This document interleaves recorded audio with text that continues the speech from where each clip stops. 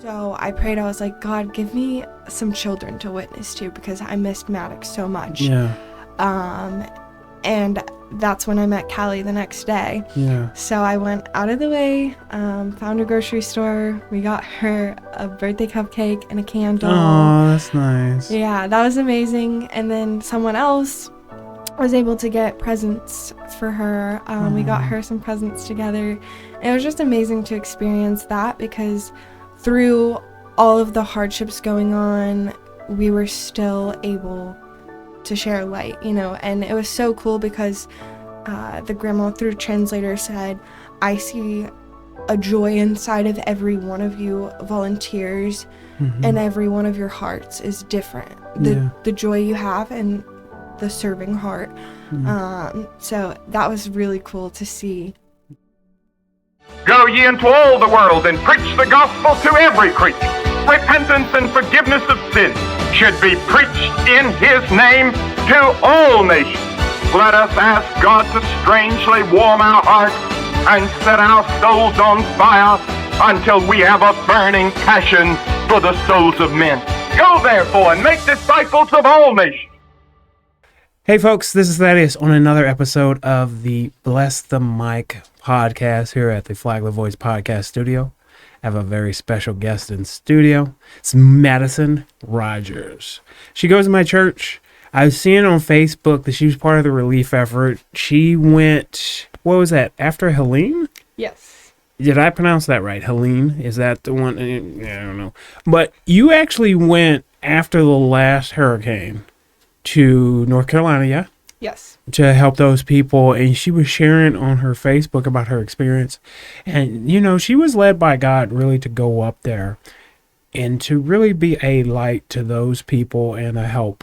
And so I contacted her. I said, Madison, you have to come on, tell us about your story, what things it were that you saw, what things you saw,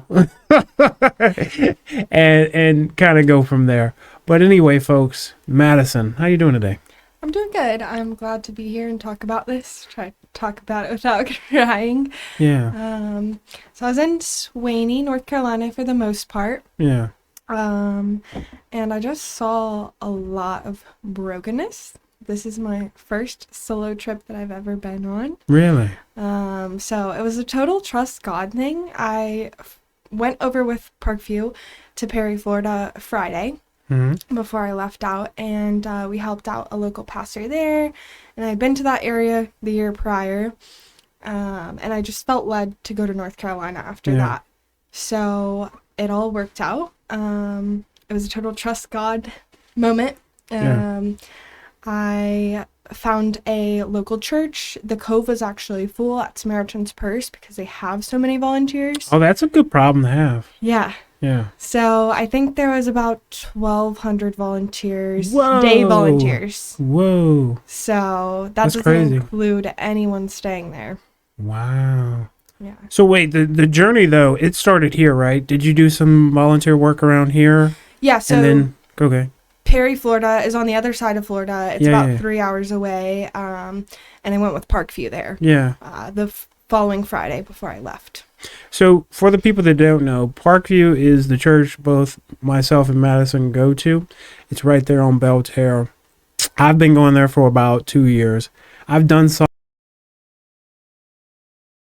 to kind of volunteer when the last hurricane was. When I say last, I'm talking like 2 years ago almost. Now, I think that was Ian. Yeah. Was that Ian? I think so. Yeah. So I went to Port Orange or whatever. Okay. And some missionary, their whole house was flooded. You could see where it was on the drywall. And so we had to do some demo work. I didn't get to go this time because I had my son. But Parkview, you started out here. What did you guys do locally in Perry, Florida?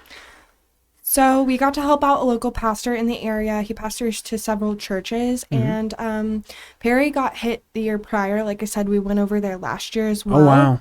So he hadn't got the chance. He was busy helping the community to clean up his own yard after both hurricanes hit. So we cleaned up his yard, and some ladies did the gardening and weed pulling. Yeah. So. Yeah, see, that's the part that I hate. I don't like to pull weeds. I hate it because, especially like, what's that?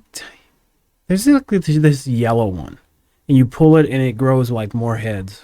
Oh, I know what you're talking about. You know these Yes, things. Yep. I don't know what it's It called. goes though. and goes and goes forever. Yeah, it's like the thing from Hercules where you pull it, you cut off one head, and it just causes it to spread. It doesn't make it any better. Yeah. So, what did you get to do that day, though? We just cleaned up debris. Some people were chainsawing and then cleaned it up, piled it, and took it to a spot where FEMA would pick it up. Yeah. But it was pretty clean for the most part. There was a lot of debris, but it looked good as far as overall damage there. Yeah. Now, Madison, did you have a hand at the chainsaw? No, I did not. Wait. I did not. No? You didn't get to. No. Okay. I should not be trusted with a chainsaw. I think it'd be fun. But you wanted to. No. Okay. No. So you helped here locally. Is that kind of what, or did you already have planned that you were going to go to North Carolina? No. I You did didn't. not have a plan. Okay. I am very anxiety ridden as Okay. a person. Yeah, so sure.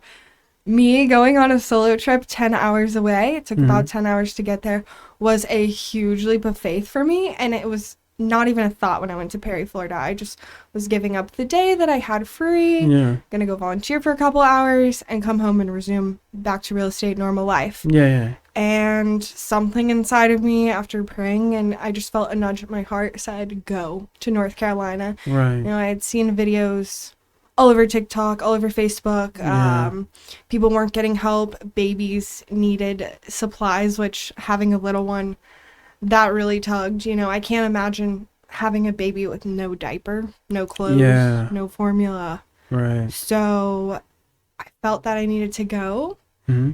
And I was still questioning, but like I said, it all lined up.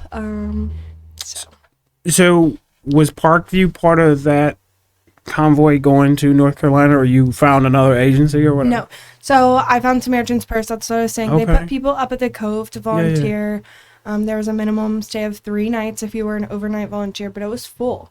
So somehow, some way, I got someone there on the ground with Samaritan's Purse, connected to me to Oak Grove Baptist Church there in North Carolina, Fletcher. Mm-hmm. And I met this guy and this lovely host family, Nice. Nancy and Bill. Yeah. And I got to stay with them the whole time. Now, how long were you gone? A week. Yeah, A week. about a week. Oh, wow. And so I saw some of the pictures on Facebook, at least one picture I saw, because you have a young kid and you were like being reunited with him. Had that been the longest you've been away? Yes, yeah. I go to Passion every year, but that's only 3 days with the church. Yeah. So that was definitely the longest I had been away from him. Yeah. So tell me some of the stories of what you saw there in North Carolina. So I posted to Facebook this little girl named Callie. She just is about to turn 7. And I was talking to her working at her grandparents' house, I believe. Mm-hmm. I'm not really sure the whole situation because there was a language barrier, but they lost everything essentially. The foundation was okay, Yeah. but she was drawing. She had one little dry erase board, and she drew a picture of all of us volunteering there. Oh. And I got to talking to her, and she said, "Oh, my birthday's in a couple days, and I'm just really sad because I wanted to have cake with my family and friends." And for me, it was so funny because I was really struggling that trip because I was overwhelmed with all of what I was seeing, and even volunteering for a week tirelessly with 30 other volunteers, it just doesn't seem to feel that we were touching the need there. Yeah. So I prayed, I was like, God, give me some children to witness to because I missed Maddox so much. Yeah. And that's when I met Callie the next day. Yeah. So I went out of the way, found a grocery store. We got her a birthday cupcake and a candle. Oh, that's nice. Yeah, that was amazing. And then someone else was able to get presents for her. We got her some presents together. And it was just amazing to experience that because through all of the hardships going on, we were still able to share light, you know. And it was so cool because the grandma through translator said, "I see a joy inside of every one of you volunteers, and every one of your hearts is different. The joy you have and the serving heart. So that was really cool to see. Yeah. Now, that's amazing that these calamities that brings people together. Now, there was another story that I saw you post on Facebook, because I've been following your journey, right? You say you were part of a gender reveal? Yes. Tell the audience about that. My first ever gender reveal. That was so cool. I met this couple, Furkan and Dalik is their name. They have a 1-year-old and a 7-year-old. And their ducks actually saved their lives. Wait, what? They're ducks? The ducks, like, fix some ropes to them and pull them out? Yeah. No. The ducks came up to their front door in the middle of the night. This was when the hurricane was hitting. Okay. And would not stop quacking. Oh, so they knew what was going on. They knew it was flooding. So the parents were like, oh, they're going to wake the kids. They're going to wake the kids. They're frustrated. You know how it is. Never wake a sleeping baby. Yeah. So they came outside to see the flooding. Their house was flooded over 5 foot of water. Wow. So their ducks did, in fact, save their life. They got out. That's crazy. But back to them. Lifelong family friends there that I made. And we've still been in contact since I've been back home. She came to me and she was like, oh, would you do the honors of, she's pregnant, just found out right before the hurricane, a couple days, and did the blood testing if I would announce the gender. So I got to announce the gender. We were all gathered around. Someone was actually in the soffit cleaning out while we did the gender reveal. That's so cool. So I got to announce that they're having their first little boy, which was so cool. That's cool. That's so cool. And that was such a blessing, I'm sure, to be part of that. Yes. Now, I can't just gloss over these ducks, because I feel like if I don't talk about it, it won't be doing the ducks justice. Now, they can't eat these ducks after this.